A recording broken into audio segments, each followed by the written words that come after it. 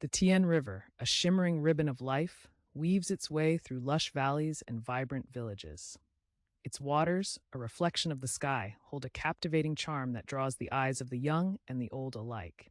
Yet beneath this serene surface lies a hidden truth known only to the wise elders. To the villagers, the river is a provider, nurturing their rice fields and sustaining their homes. But to those who listen closely, whispers of danger echo through the gentle flow. The elders, with faces etched by time and tales, speak of the Mada, the anguished spirits of those who have drowned, trapped beneath the river's surface. The Mada, it is said, yearn for freedom, reaching out with ghostly hands to drag the living into their underwater domain. The river, impartial and unyielding, serves as both sanctuary and sepulchre. It offers life with one hand and with the other claims it back, a perpetual cycle that the villagers have come to respect and fear.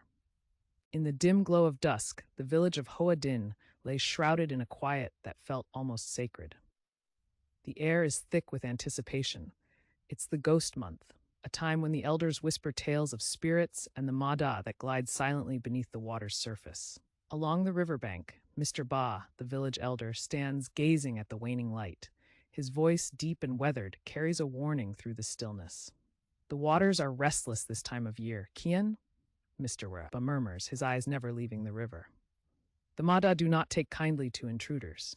Kien, young and brimming with energy, dismisses Mr. Ba's caution with a wave of his hand. The clink of metal as he checks his fishing gear echoes his confidence. Ghost stories are for children, Elder Ba, he replies, a hint of amusement in his voice. His eyes gleam with defiance and the thrill of the challenge. Tonight I will catch the giant catfish, and you'll see that the river holds no ghosts, only fish. As the night deepens, a heavy silence cloaks the river. The villagers retreat into their homes, doors closing softly, leaving Kien alone with his ambition. The boat rocks gently beneath him, and the water is as smooth as glass. "It's just you and me now?" he whispers to the river, the words swallowed by the vast expanse of water. Arrogance swells in his chest, pushing away the unease that lingers. The night is his, and nothing will stand between him and his prize. In the distance, a hush falls as if the world holds its breath. Kien's confidence is unshaken, his spirit untamed by the legends that weave through the village like mist. These tales of the Vukden and Mada are just shadows, he vows to himself, casting his line into the deep. But the river, ancient and wise, seems to ripple in response, as if acknowledging the challenge of the young fool who dares disturb its depths. Kien's heart pounds with excitement, unaware of the silent spectator lurking beneath. As twilight descends, Kien's nimble hands grip the oars of his small weathered boat, guiding it silently across the inky waters towards Vukden. The river, once familiar, now seems foreign and forbidding. A shiver runs down his spine as the atmosphere shifts. The air, thick with the humidity of the day, abruptly turns to a bone-chilling cold. A dense, suffocating fog unfurls around him, swallowing the boat and all its surroundings in an impenetrable haze. The world outside fades into oblivion, leaving Kien alone with an oppressive silence that presses hard against his ears, muting even the gentle lapping of water against wood. With a practiced motion, Kien picks up his net, its damp, coarse ropes coiling in his hands like a serpent. He casts it wide, the net spiraling out over the still, dark water. For a moment, time seems suspended, each heartbeat echoing louder in the thickening fog. Then a sudden tug, a powerful, deliberate pull that reverberates up his arms with unnatural strength. His heart pounds in his chest, a drumbeat of fear as he grapples with the thrashing net, expecting the familiar fight of a caught fish. But this is different. There's an intention, a purpose behind the pull that feels disturbingly human. With quivering hands, Kien hauls the net back in, its weight dragging against his muscles. Emerging from the depths tangled within the mesh is not the shimmering scales of a fish, but a sight that freezes his blood, a mass of wet, black hair. And then the face. Pale, haunting, the visage of a Mada. Its eyes are dark pools of endless sorrow, and though its lips do not move, a voice pierces Kien's mind with an echoing whisper. "Your breath, it is mine." The voice is a gentle plea, yet beneath it lies a shadow of longing that feels like a tightening noose. Kien, caught between terror and compassion, stands paralyzed, his own breath caught in his throat. The river churns violently under the moonlight, a turbulent force that defies the night's calm. Kien stands at the edge, his feet inches from the swirling abyss beneath him. His eyes are wide with fear as the air around him crackles with an otherworldly chill. Suddenly, an eerie voice calls his name, echoing through the mist, a siren song that lures him closer to the edge. The Mada emerges slowly from the depths, her spectral form glowing with a pale luminescence. Her eyes, deep and haunting, lock onto Kien's, drawing him into her spell. Kien's heart pounds in his chest as he feels an invisible force pulling him forward. Without warning, the Mada's icy hand shoots out, gripping his ankle with a strength that belies her ethereal form. Kien gasps, struggling against the ghostly grip, his mind racing with terror and disbelief.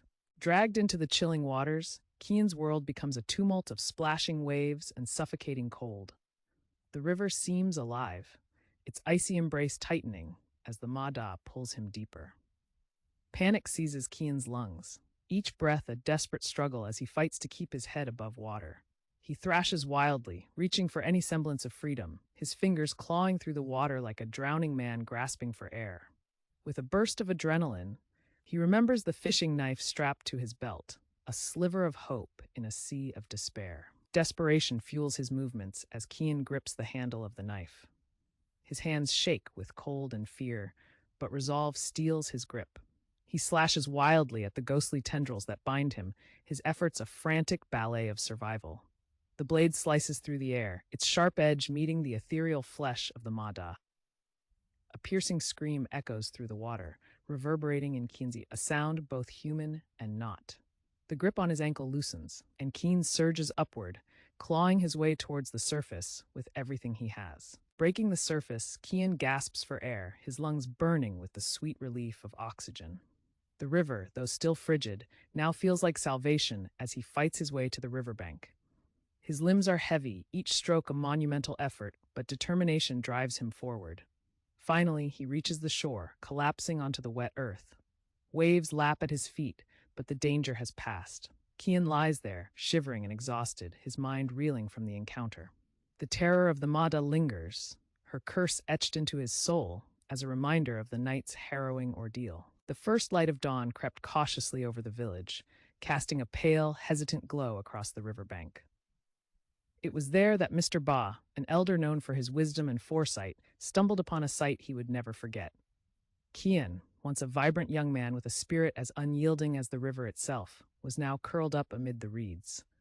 His once black hair, a hallmark of his youth, had turned completely white, as if a lifetime of fears had been lived and endured in but a single night. Mr. Ba approached, his heart heavy with an understanding that something beyond this world had touched Kien. The village gathered quickly when word spread that Kien had been found. Murmurs of fear and speculation rippled through the crowd as they reached the river's edge.